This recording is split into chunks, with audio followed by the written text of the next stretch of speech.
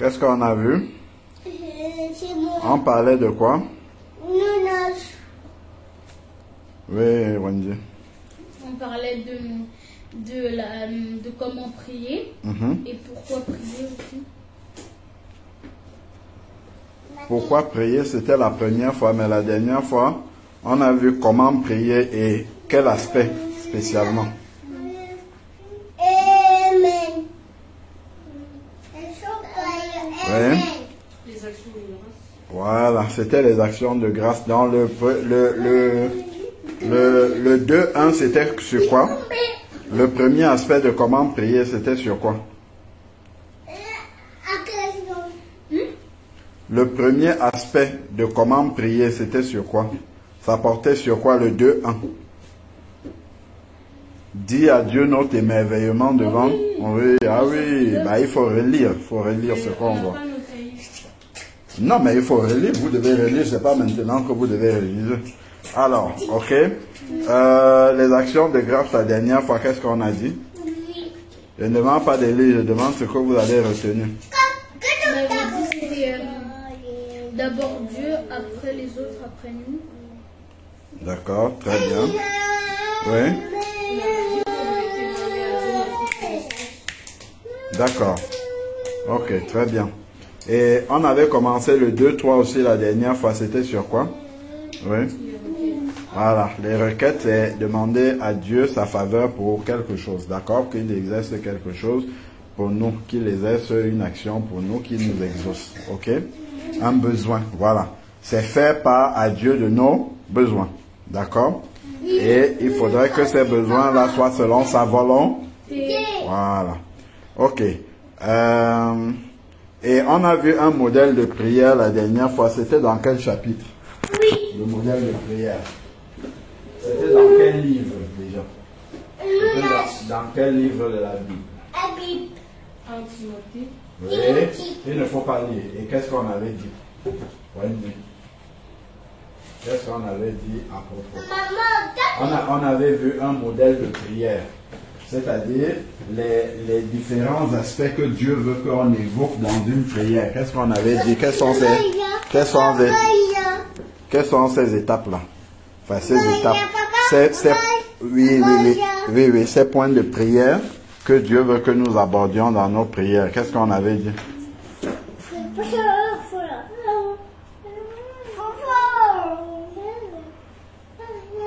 C'est d'abord dans quel ordre? Oui, je sens. Oui. Oui, c'était dans quel ordre? C'est Dieu. Oui. Les autres. Oui. D'accord. Maintenant, dans les autres, Dieu on avait vu, dans les autres, dit notre émerveillement à Dieu devant sa création, ça c'est Dieu. D'accord? Les autres maintenant, comment est-ce qu'on avait scindé les autres? Quels sont ces autres-là? On avait dit la commission de européen.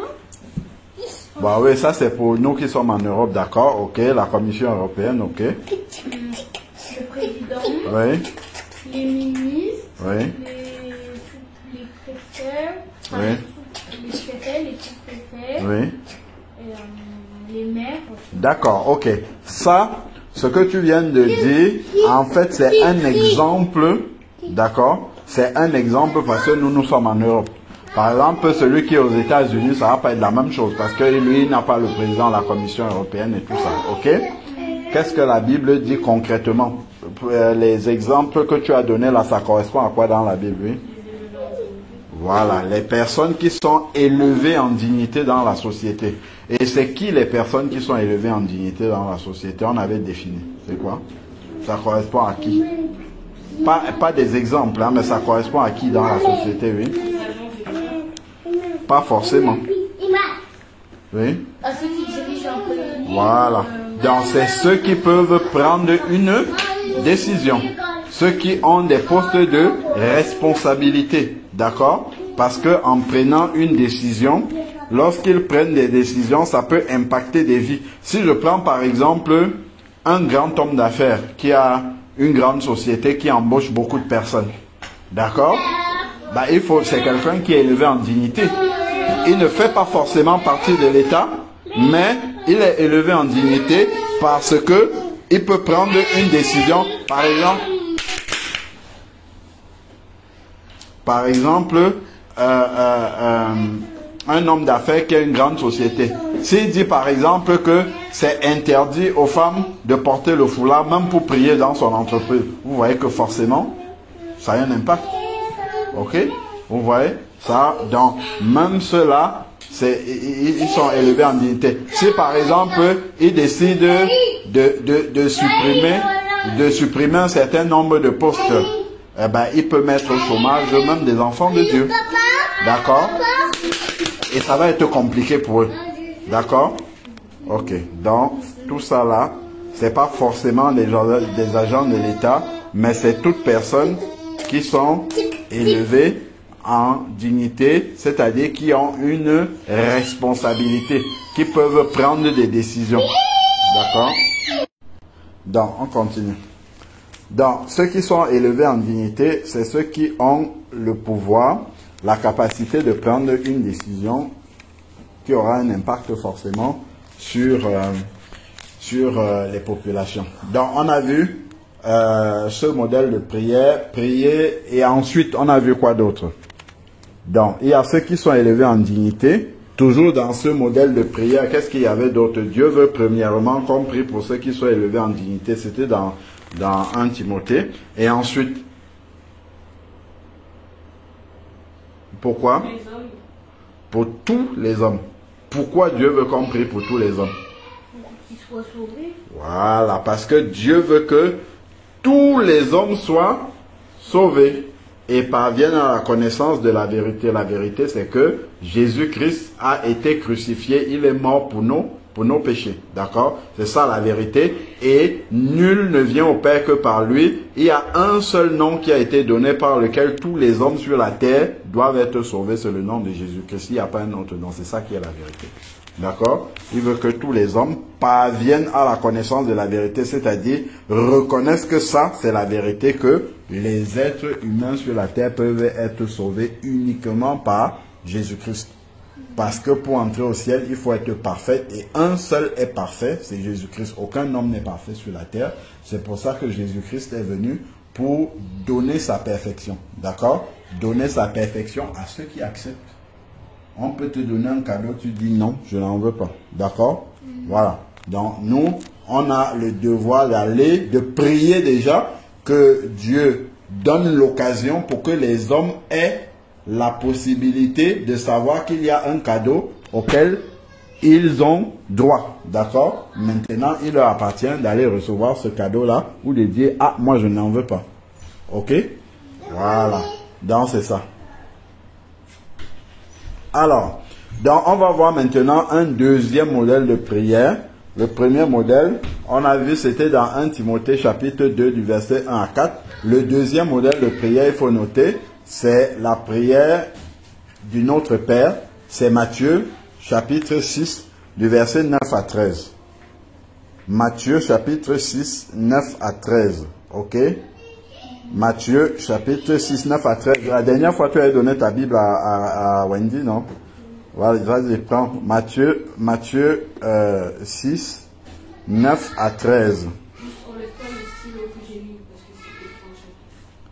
Alors, Matthieu, chapitre 6, verset 9 à 13.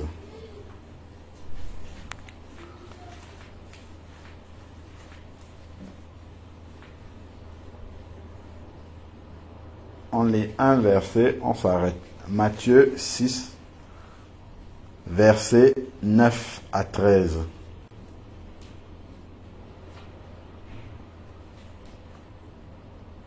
Tu as trouvé? Oui. Raphaëla commence. Attends. Matthieu combien? Matthieu chapitre 6, verset 9 à 13.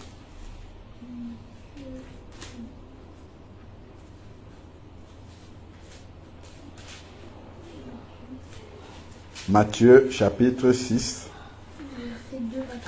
verset 9 à 13. Oui. Notre Père qui est aux cieux, que ton nom soit sanctifié. Alors, chez moi, ça commence par, lis un peu la fin du verset 8. Ah oui, c'est voici donc comment vous devez prier. C'est ça? Notre Père qui est aux cieux, que ton nom... Attends. Alors, dans Matthieu chapitre 6, verset 9, qu'est-ce qui est écrit? Voici donc comment vous devez prier. Notre Père qui est aux cieux, que ton nom soit sanctifié. D'accord. Voici comment vous devez prier. Donc, Dieu donne ici un modèle de prière. D'accord? C'est-à-dire, c'est un exemple de prière qui nous montre un peu les points que nous pouvons aborder dans nos prières pour que nos prières soient un parfum de bonne odeur au Seigneur. D'accord? D'accord. Donc, il commence par quoi? Vous voyez par qui? Dans quel ordre déjà là? D'abord Dieu. Voilà, d'abord Dieu. Ok. Qu'est-ce qu'il dit? Notre Père qui est aux cieux.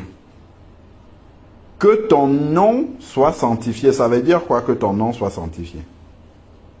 Sanctifié, ça veut dire quoi? Qu'il soit purifié. Que son nom soit purifié? Non, enfin, que ton nom soit... Quand les gens Ça veut dire quoi sanctifier? Si le Dieu me sanctifie, ça veut dire quoi? te lavent, enfin, tu te... Non. Se laver, c'est se purifier. Sanctifier, quel est le mot qui vient de sanctifier là? Enfin, quel est l'autre mot qu'il y a dans sanctifier? Saint. Sanctifier, c'est rendre saint. C'est-à-dire mis à part pour Dieu. C'est ça que ça veut dire. Quand quelqu'un dit qu'il se sanctifie, ça veut dire qu'il se met à part pour Dieu. C'est-à-dire qu'il se coupe des choses que tout le monde fait pour plaire à Dieu. Voilà, c'est ça, sanctifier. Et ne fait pas comme tout le monde fait parce que il est à part pour Dieu. Ok? Voilà, c'est ça, c'est sanctifier.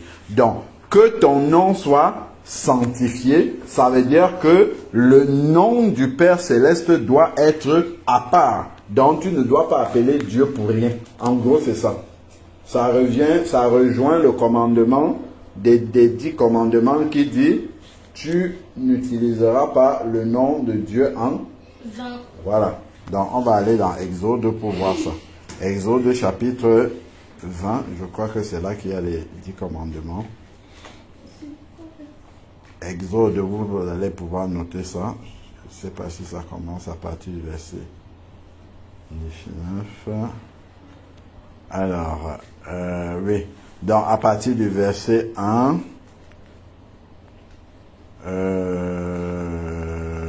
alors, Exode chapitre 20. Voilà, c'est verset 7. Exode 27, qu'est-ce qui est écrit? Exode 20, verset 7. Tu ne prendras point le nom de l'Éternel ton Dieu en vain, car l'Éternel ne laissera point impuni celui qui prendra son nom en vain.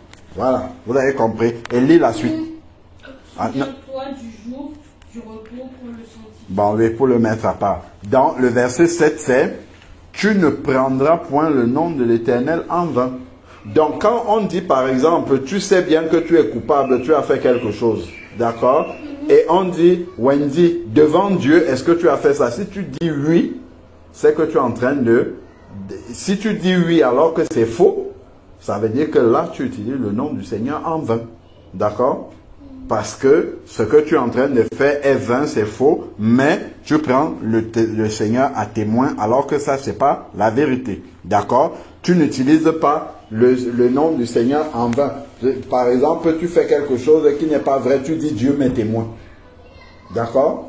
Ça, c'est utiliser le nom du Seigneur en vain. D'accord? Sachant que ce n'est pas la vérité. Ok? Voilà. Donc, c'est ça. Matthieu, on revient, Matthieu 6, verset 9. Donc, que que ton nom soit sanctifié. Donc nous devons mettre le nom du Seigneur à part. C'est un nom qu'on doit appeler seulement de manière sainte, c'est-à-dire dans des conditions particulières. On doit avoir de la révérence pour ce nom-là. D'accord? Le nom de Jésus, le nom du Seigneur. On ne doit pas appeler le Seigneur pour tout et n'importe quoi et n'importe comment. Ok? Sanctifié, mis à part pour Dieu. Tu as noté, Raphaëla? Ok. Verset 10. Matthieu 6, verset 10. Donc, on a dit, on commence dans le plan, ce nouveau plan de prière. Il nous montre encore qu'on commence par Dieu. Ok? Et donc, et le nom de Dieu en premier. D'accord? Ensuite. Donne-nous aujourd'hui un nom. Que ton règne vienne, que ta volonté soit faite sur la terre comme au ciel. Voilà. Que ton règne vienne. Ça veut dire quoi que ton règne vienne? Ça veut dire que le Seigneur vienne régner en nous, sur la terre. Sur la terre, très bien. Donc, que ton règne vienne, ça veut dire que le Seigneur soit le maître de toutes choses. Qu'il règne sur toutes choses. D'accord? Nous savons bien que... Pourquoi elle dit sur la terre? Parce qu'au ciel, il y a le règne de Dieu. Donc, on ne peut pas dire que le règne de Dieu vienne au ciel parce que c'est déjà le cas. D'accord? Par contre, sur la terre, le règne de Dieu n'est pas partout. Par exemple, quelqu'un qui ne connaît pas Jésus-Christ n'est pas sous le règne de Dieu. Dieu ne règne pas sur lui. C'est lui-même qui règne sur lui-même ou c'est le diable qui règne sur lui. D'accord? Donc, c'est ceux qui ont soumis leur volonté au Seigneur dont le règne de Dieu est sur eux. Ok? Donc, que ton règne vienne, ça veut dire donc que Dieu ait le contrôle de toutes choses sur la terre parce que ce n'est pas le cas. D'accord?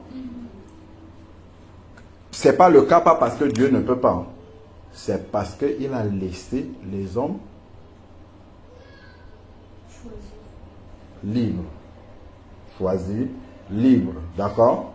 C'est parce qu'il a laissé Adam et Ève étaient libres de manger le fruit de la connaissance du bien et du mal ou de ne pas le manger. Obéir à Dieu ou ne pas obéir à Dieu, ils avaient le choix. Par contre, Dieu pouvait, s'il voulait, les forcer à faire ce que lui veut. D'accord? Mais lui, il n'a pas. Il a décidé de les laisser libres. C'est pour cette raison-là que lorsque quelqu'un se convertit au Seigneur, bon, généralement, on dit qu'il a donné sa vie à Dieu, mais en réalité, c'est qu'il a donné sa volonté à Dieu. D'accord? Parce que sa volonté lui appartient. Parce que Dieu a laissé à chaque être humain sa volonté. Ça lui appartient. Il fait de sa volonté comme il veut. D'accord? Soit il suit Dieu, soit il suit le diable. Il est libre. Par contre, chaque décision a ses conséquences. Ok? Donc, que ton règne vienne, c'est que tout sur la terre soit soumis à Dieu. Que ta volonté soit faite sur la terre comme au ciel. En gros, que ta volonté soit faite sur la terre comme au ciel explique bien que le règne de Dieu vienne. D'accord? C'est-à-dire, quand on dit que le règne de Dieu vienne, c'est que l'autorité de Dieu s'établit sur toutes les choses qui sont sur la terre comme elle est établie au ciel. D'accord? Donc, la preuve, par exemple, que c'est parce que Dieu laisse sur la terre. Lorsque Jésus-Christ était sur la terre, lui, il a l'autorité de Dieu. D'accord? Puisque c'est Dieu manifesté en chair. Il pouvait marcher sur l'eau, par exemple. Il pouvait dire à la mer, tais-toi, et la mer arrête de murgir. D'accord? Alors que, normalement, ça ne se passe pas comme ça. Le diable peut, par exemple, envoyer une vague, quelqu'un se noie. D'accord? Donc, cette eau-là peut être soumise au diable. D'accord? Mais, c'est parce que Dieu laisse que ça soit comme ça. Mais si nous, on prie pour soumettre, par exemple, une eau au Seigneur, on dit, cette eau-ci, au nom de Jésus-Christ, nous te soumettons maintenant à Dieu. Que la volonté du Seigneur soit faite. C'est parce que lui, il nous a donner la gestion de la création. D'accord? Si nous on dit, nous te soumettons maintenant à l'autorité de Dieu, personne ne peut plus se noyer là-dessus. Mais si nous on vient aussi comme n'importe qui, on est là, ben Satan, il fait ce qu'il a envie de faire. Est-ce que vous avez compris? Voilà.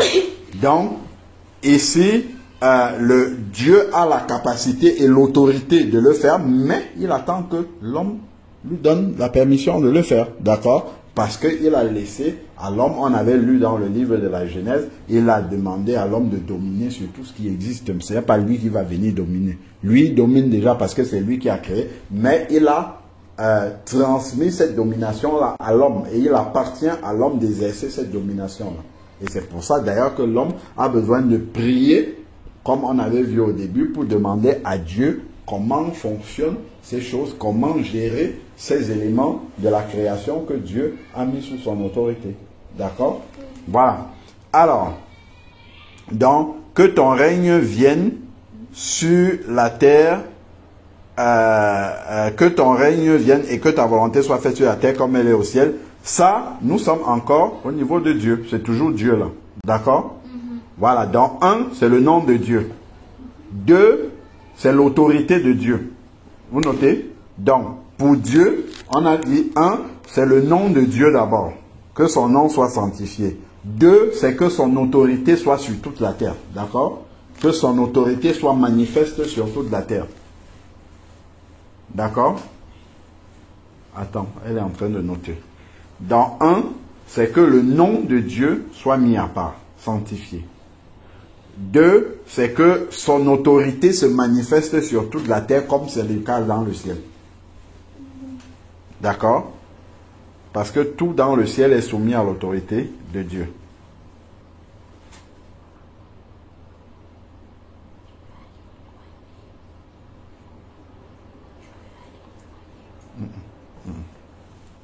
Donc là, c'est Dieu, le nom, ensuite l'autorité manifestée sur la terre.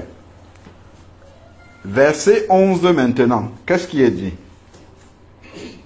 Donne-nous aujourd'hui notre pain quotidien. Voilà. Maintenant, ça revient à nous. Dieu, ensuite nous. Maintenant, dans le nous là, vous voyez, ce n'est pas moi, mais c'est nous. Est-ce que vous avez compris? Ce n'est pas moi, donne-moi mon pain quotidien, mais c'est donne-nous. Donc je prie pour moi et je prie pour mon prochain en même temps.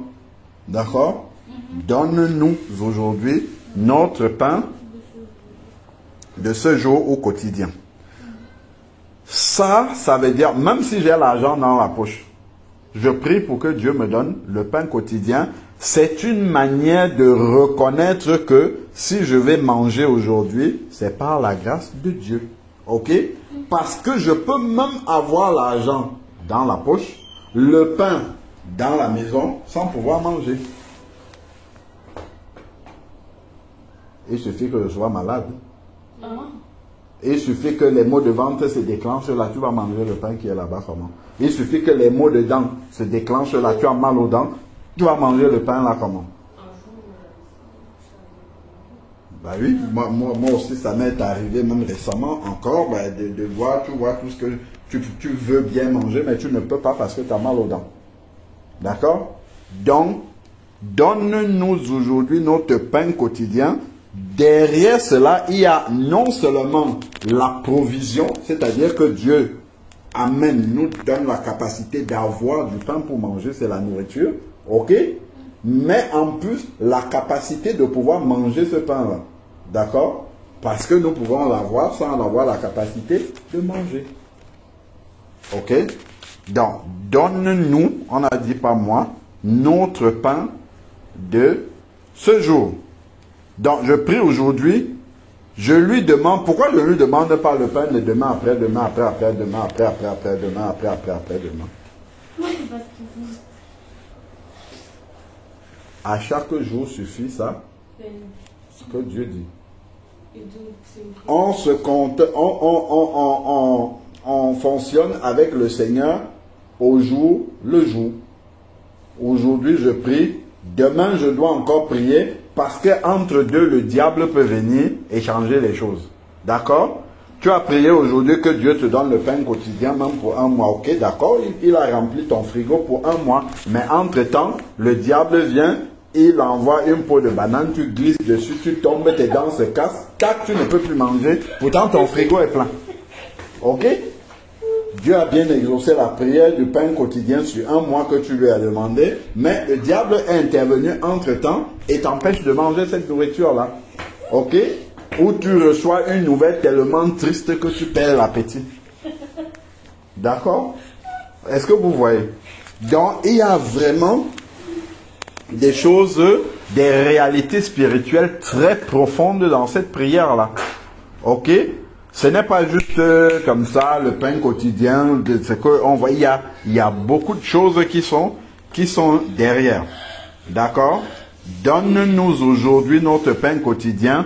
Demain, nous allons encore prier pour que le Seigneur nous donne le pain quotidien, même s'il y a déjà le pain au congélateur. Même si j'avais déjà prévu le menu de toute la semaine. Lundi, je vais manger les haricots verts. Mardi, je vais manger les haricots rouges. Mercredi, je vais manger les haricots blancs. Jeudi, je vais manger ainsi de suite. D'accord? Même si je sais ça et que je les ai déjà dans mon congélateur, je dois prier tous les jours pour que Dieu me donne le pain quotidien. Donc, la capacité de pouvoir manger ce qu'il m'a donné. Parce que ça, là, ce n'est pas gagné. Je peux me coucher le soir, le lendemain, je ne me lève plus. Ça, c'est la pire des choses qui puissent encore arriver. D'accord? Donc, le pain quotidien, que le Seigneur puisse me le donner chaque jour. Le pain et la capacité de pouvoir manger ce pain. Donc, derrière le pain, en fait, c'est la nourriture. Ce n'est pas le pain physique forcément, mais c'est une image. Pourquoi on utilise le pain? En fait, c'est parce que le Seigneur, quand il parle aux Juifs. Oui, et les Juifs mangeaient toujours du pain. Ils mangeaient le pain à tous les repas. D'accord? D'ailleurs, même les Arabes aussi un peu. Ils mangent le pain à tous les repas. Donc, en fait, le pain quotidien, ça veut dire ton repas de tous les jours. Parce que, voilà. Ok? Les Bamoun, par exemple, eux, ils ont traduit ça en pain, le couscous. Parce que pour les Bamoun, en fait, c'est le couscous qu'eux, ils mangent tous les jours. D'accord? Voilà. Donc, pour eux, c'est plus significatif. Si Jésus était devant les Bamoun, ils n'auraient pas parlé de pain. Parce que ça, pour eux, le pain, ils mangent, peut-être certains n'avaient même jamais mangé du pain. D'accord?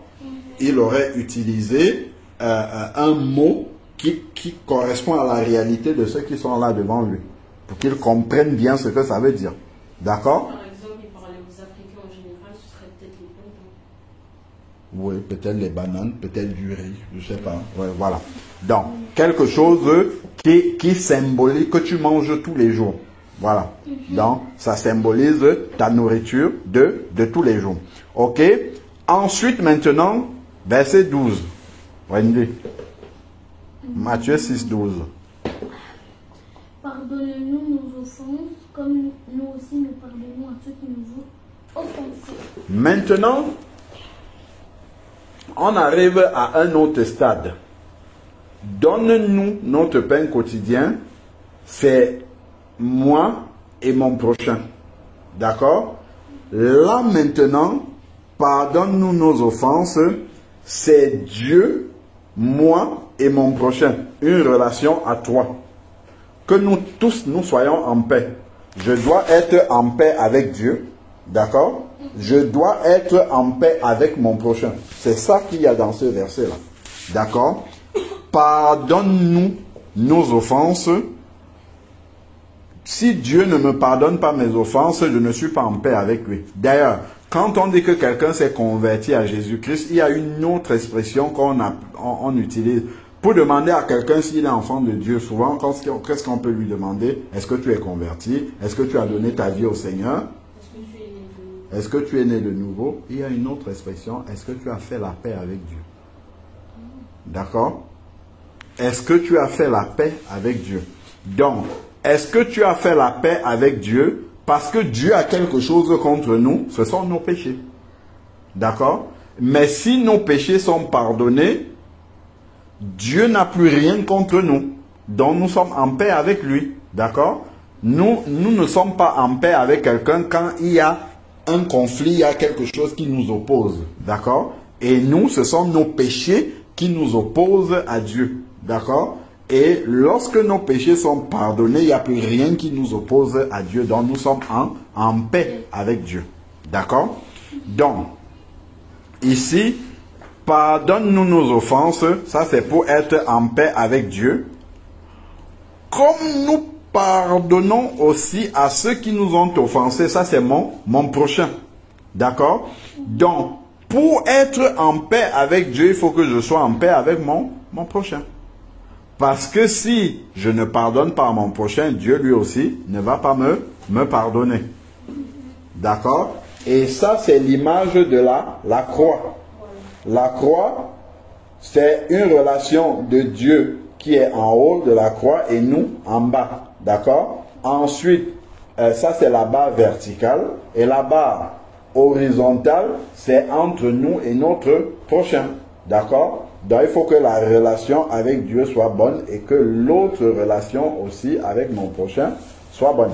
D'accord? C'est pardonne-nous nos offenses comme nous pardonnons à ceux qui nous ont offensés. Dans une autre version qui est mieux traduite, c'est dit pardonne-nous nos offenses comme nous avons déjà pardonné à ceux qui nous ont offensés. D'accord? Donc, avant de venir demander pardon à Dieu pour nos propres péchés, nous devons nous assurer que nous avons déjà pardonné à ceux qui nous ont offensés.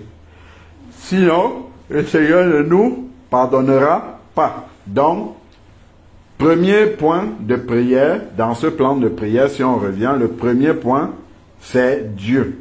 Et dans Dieu, on a le nom de Dieu à part.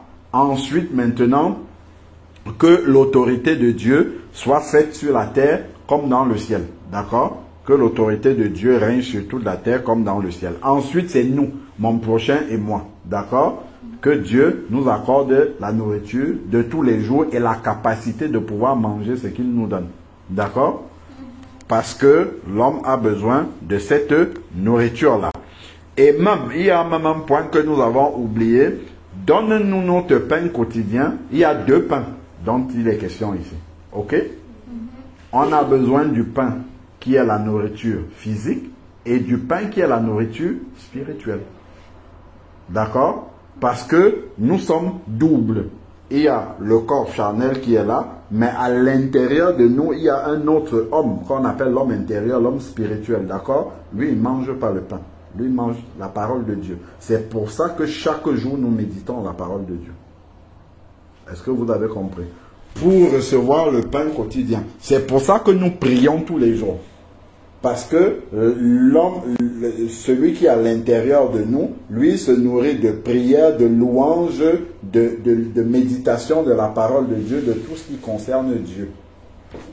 De la même manière que nous ne pouvons pas rester des jours et des jours sans manger, de la même manière, si nous ne prions pas, nous ne louons pas le Seigneur, nous ne méditons pas sa parole, en fait, nous laissons affamer l'homme qui est à l'intérieur. De la même manière que nous allons devenir malades physiquement, si nous ne mangeons pas pendant un certain temps, de la même manière, si nous ne méditons pas, nous ne louons pas, nous ne prions pas, nous ne nourrissons pas cet homme intérieur-là pendant un certain temps, lui aussi va devenir malade et après un moment, il va mourir. Donc, on ne va plus entendre la voix de Dieu. Parce que c'est lui qui entend la voix de Dieu. Ok? Voilà. Donc, donne-nous notre pain quotidien. Et il y a le pain qui est la nourriture physique et il y a la nourriture spirituelle quotidienne. La prière et ainsi de suite. Tu as complété les notes concernant le pain quotidien. On avait oublié cet aspect-là. Ensuite, maintenant, nous, Dieu, notre prochain et nous. La paix à toi. La paix entre Dieu et nous. La paix entre nous et notre prochain. Ok? Voilà le plan de prière. C'est bon jusque-là? Oui. Raphaël, tu as noté jusque-là? Oui. Ok, verset 13. Wendy, tu lis, tu t'arrêtes au point. Avant de continuer. Ne nous induis pas en tentation, mais délivre-nous du mal. Voilà. Ne nous induis pas en tentation, mais délivre-nous du mal. Alors, ne nous induis pas en tentation. La Bible dit que Dieu ne tente personne. D'accord? En fait, ce qu'il est en train de dire, c'est que Dieu nous protège des pièges du malin. Que Dieu nous alerte sur les pièges que le malin veut mettre sur notre chemin pour que nous soyons tentés. Parce que c'est le diable qui tente. C'est pour ça qu'on l'appelle aussi le tentateur. Le tentateur. Très bien. C'est lui qui induit, qui conduit à faire le mal, le diable. C'est pour ça qu'on l'appelle aussi le malin. D'accord? Il induit à faire le mal, on l'appelle le malin. Il induit à faire, à mettre les gens dans la tentation. C'est pour ça qu'on l'appelle aussi le tentateur. Il a tenté même Jésus dans le désert. D'accord? Oui. C'est le tentateur, c'est le malin, parce qu'il incite à faire le mal et il induit en tentation. Donc, en fait, c'est maintenant que Dieu nous tient toujours en alerte par rapport aux pièges que le diable nous tend. Parce que le diable a passé le temps à tendre les pièges à Jésus-Christ tout le temps qu'il était sur la terre. De la même manière, le diable nous tend aussi des pièges tout le temps que nous sommes là. D'accord? Si nous ne faisons pas attention, il nous piège. Ok? Donc, ne nous induis pas en tentation. Donc, ne permet pas que nous soyons tentés par le diable. Ou alerte-nous sur tout ce que le diable veut. Mais délivre-nous du mal.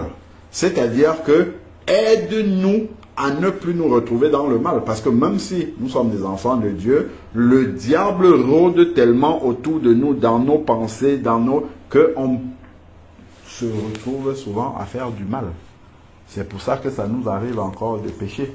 Et on demande donc à Dieu de nous délivrer de cela. Pourquoi? Parce qu'il y a encore la chair dans notre corps. Ok? Et c'est la chair qui est diabolique et qui nous pousse à pécher. Et on demande à Dieu de nous aider, en fait, à prendre le dessus sur ce qui nous pousse à pécher. D'accord? C'est ça. Seigneur, aide-nous à prendre le dessus sur ce qui nous pousse à te désobéir. D'accord? C'est ça la traduction de ce verset-là.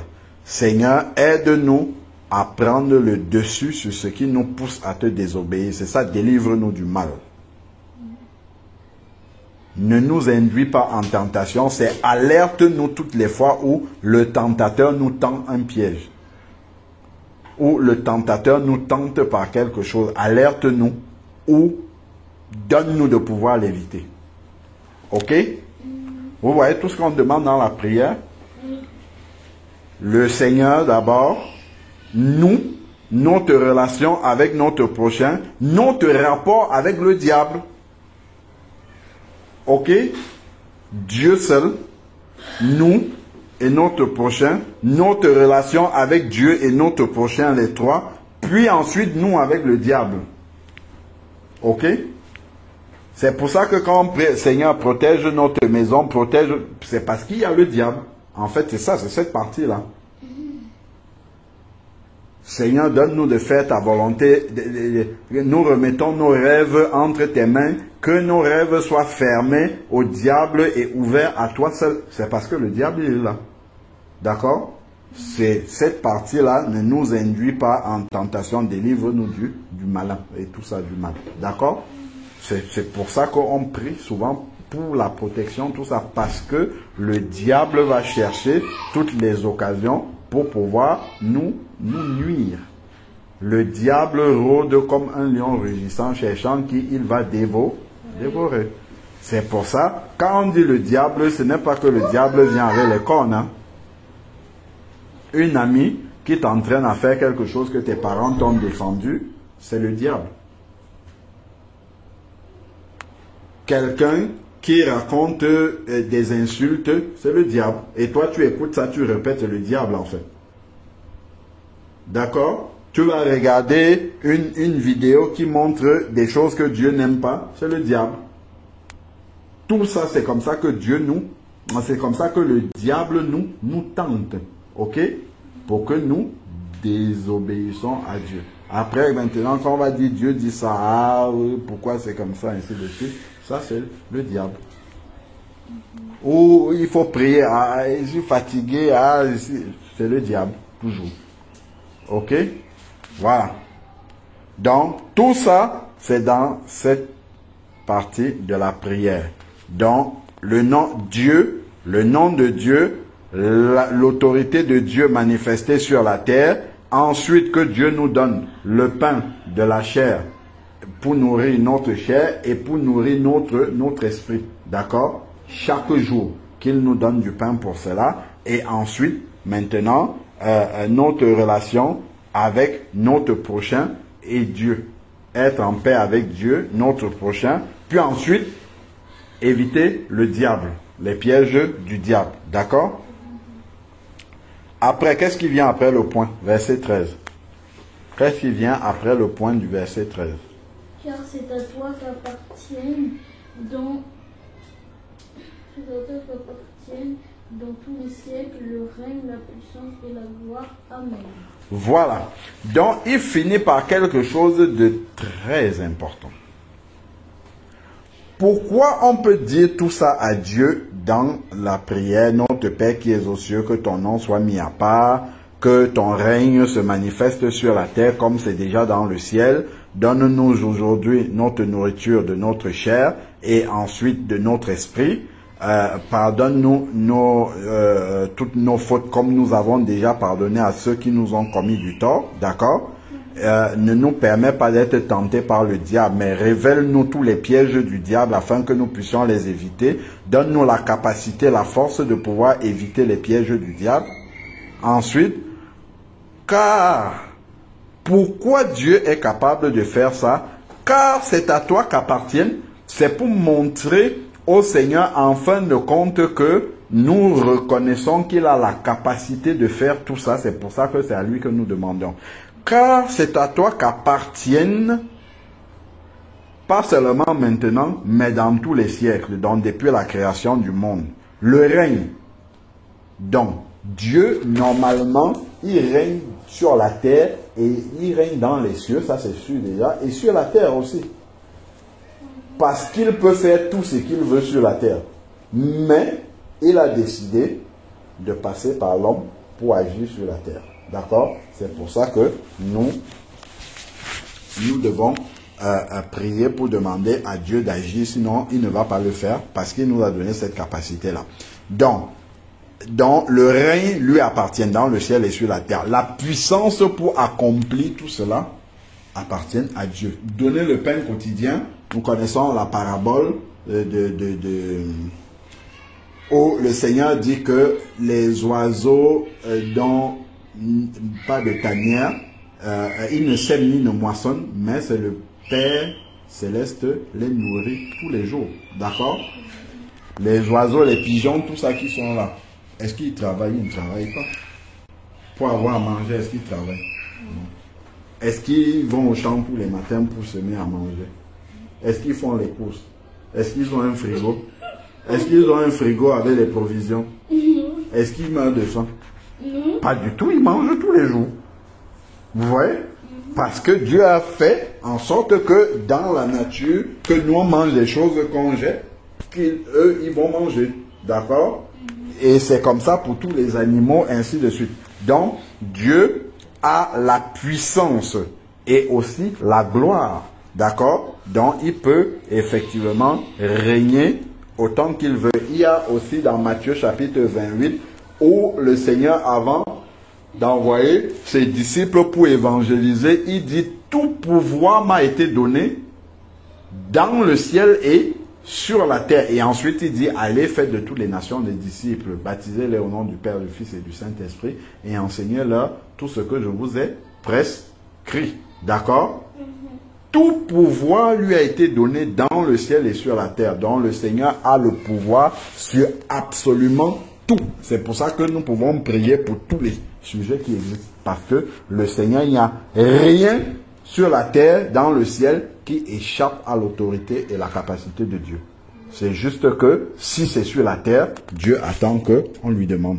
D'accord? Sinon, il ne va pas faire automatiquement. Il y a des choses que lui-même fait automatiquement, mais ça n'entrave pas notre volonté. C'est-à-dire qu'il ne va pas faire un truc qui est contre notre volonté. D'accord? Voilà, il attend que nous lui demandons. Ok? On va quand même lire le verset 14 et 15. C'est très important. Qu'est-ce qu'il dit? Si vous pardonnez aux hommes leur offense, votre Père Céleste vous pardonnera aussi. Arrêtons-nous là. Il a donné le plan de prière, mais il y a un point particulier sur lequel il revient, c'est le pardon. Dans notre relation avec notre prochain et notre relation avec Dieu. La croix. D'accord? Donc, c'est comme si un point important, capital dans toute la prière, là, c'est le pardon. C'est essentiel, d'accord? Parce que si Dieu ne nous pardonne pas, nous ne pouvons rien lui demander. D'accord? Donc, la clé pour la prière, c'est le pardon d'abord. Si vous pardonnez aux hommes leurs fautes, votre Père Céleste vous pardonnera aussi. Et qu'est-ce qu'il dit après?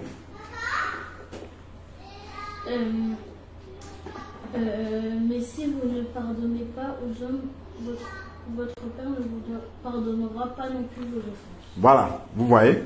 Oui. Si on ne pardonne pas aux hommes, Dieu aussi ne pardonne pas, il fait comme nous. Donc quand nous disons, pardonne-nous nos offenses comme nous avons déjà pardonné à Dieu,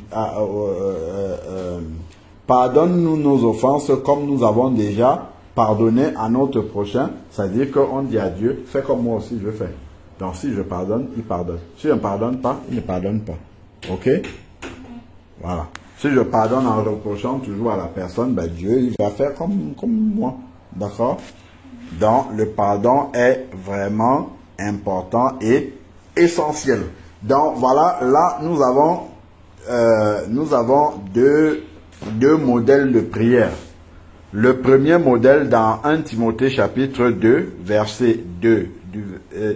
1 Timothée chapitre 2, verset 1 à 4, on a dit que Dieu veut déjà que nous prions pour ceux qui sont élevés en dignité. D'accord? On a vu ceux qui ont le sens de la responsabilité. Là, je résume. Ceux qui ont le droit de décision, parce que ça impacte nos vies. Ensuite, il veut que nous prions pour tous les hommes, pour que tous les hommes soient sauvés et parviennent à la connaissance de la vérité. On a dit cette vérité-là, c'est que Jésus-Christ est mort et ressuscité pour tous les hommes. Et pour être sauvé, il faut forcément passer par le nom de Jésus, parce que c'est lui seul qui est parfait et qui peut faire entrer dans le ciel. Un seul nom a été donné dans le ciel, par lequel tous les hommes doivent être sauvés. D'accord? Et ensuite, maintenant, voilà. Donc, ça, c'est Dieu d'abord, et ensuite, les hommes. Et on a vu de quelle manière? Le salut des hommes. Très important. Ensuite, maintenant, dans Matthieu chapitre 6, nous avons vu comment est-ce que nous devons prier. Ce sont les disciples qui ont demandé à Jésus de leur apprendre comment prier. Dieu. Dans Dieu, le nom de Dieu à part. Ensuite, maintenant, que l'autorité de Dieu soit manifestée sur la terre comme c'est déjà le cas dans le ciel. Parce que dans le ciel, Dieu ne demande pas à quelqu'un pour le faire, il fait sa volonté, mais sur la terre, comme dans Genèse, il avait dit à l'homme de dominer sur les éléments de la nature, Dieu ne vient pas dominer à sa place. D'accord? Donc c'est à l'homme. Donc si par exemple dehors là il pleut et que tu as quelque chose d'important à faire, tu dis à la pluie au nom de Jésus arrête-toi, la pluie va s'arrêter. De la même manière que Jésus pouvait dire à la mer tais-toi. D'accord? Aujourd'hui, quand tu dis au nom de Jésus, c'est comme si c'est Jésus qui se met devant pour dire arrête-toi. Vous comprenez? C'est pas toi qui le dis, c'est comme si c'est Jésus qui le disait parce que tu as dit au nom de Jésus. Quand tu dis au nom de Jésus, c'est comme si c'est Jésus qui est là devant et qui dit. D'accord? Par exemple, quand un policier vient arrêter quelqu'un, qu'est-ce qu'il dit? Il ne dit pas, moi, si le policier, il s'appelle Fernand, moi Fernand, je t'arrête. Non, il vient, il dit au nom de la loi. D'accord? Donc, c'est la loi qui m'autorise à t'arrêter. D'accord? Donc, quand tu dis au nom de Jésus, les choses à qui tu vas t'adresser là, qui sont soumises à Jésus, doivent obéir. De la même manière, quand on dit à quelqu'un au nom de la loi, je t'arrête, Il doit se soumettre, pourquoi? Parce qu'il est soumis à la loi. D'accord? Voilà.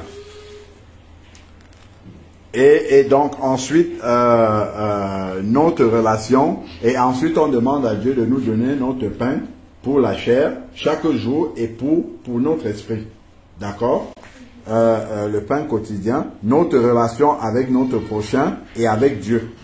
Je dois pardonner les offenses, les fautes que mon prochain me fait, le mal qu'il me fait, je dois lui pardonner parce que Dieu me pardonne aussi. Pour que Dieu me pardonne aussi, je dois le faire. D'accord?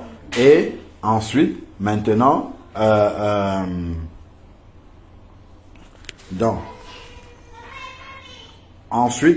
l'autre relation avec le diable. D'accord? Que Dieu nous aide quotidiennement à éviter les pièges du diable. D'accord? D'être éveillé par rapport à ça, de nous aider à nous en sortir. Et il conclut la prière en disant que tout ce qu'il demande là, c'est parce qu'il sait que le règne, la puissance, la gloire, tout cela appartient au Seigneur. Donc tout pouvoir lui a été donné dans le ciel et sur la terre. Ok? Voilà. Donc c'est ça. Et le Seigneur insiste sur le pardon. Ok? Donc quels sont les sujets de prière que vous voyez au travers de tout ça?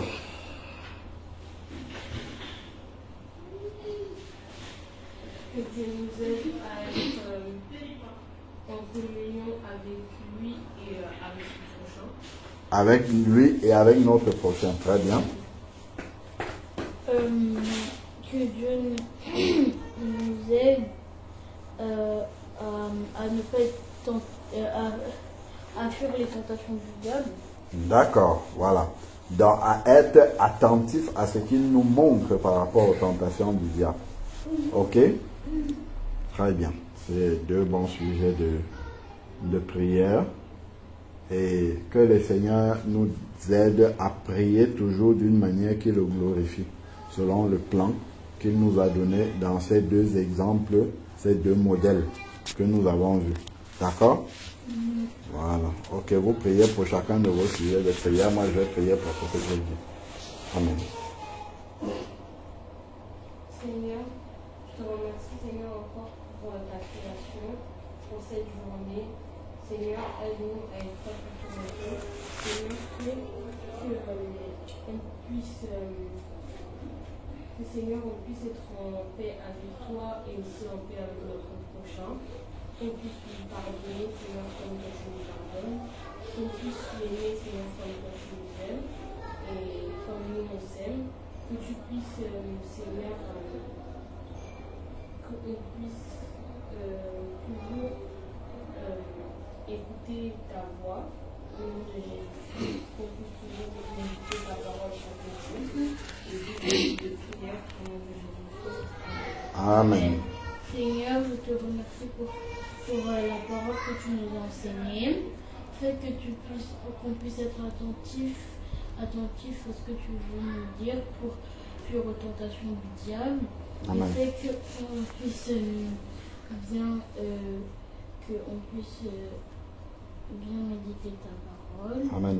Et aussi fais qu'on ne puisse jamais oublier ce que tu nous apprends. Amen. Au nom de Jésus-Christ. Amen. Amen. Seigneur Dieu, nous voulons te rendre grâce et te bénir encore pour ce temps de partage que tu nous as donné. Merci de nous avoir encore instruits sur la prière qui glorifie ton saint nom, Seigneur Père. Donne-nous de pouvoir prier selon ce modèle, Seigneur Père, et de ne pas oublier, Seigneur Dieu Tout-Puissant, la manière dont tu voudrais que nous prions pour te glorifier.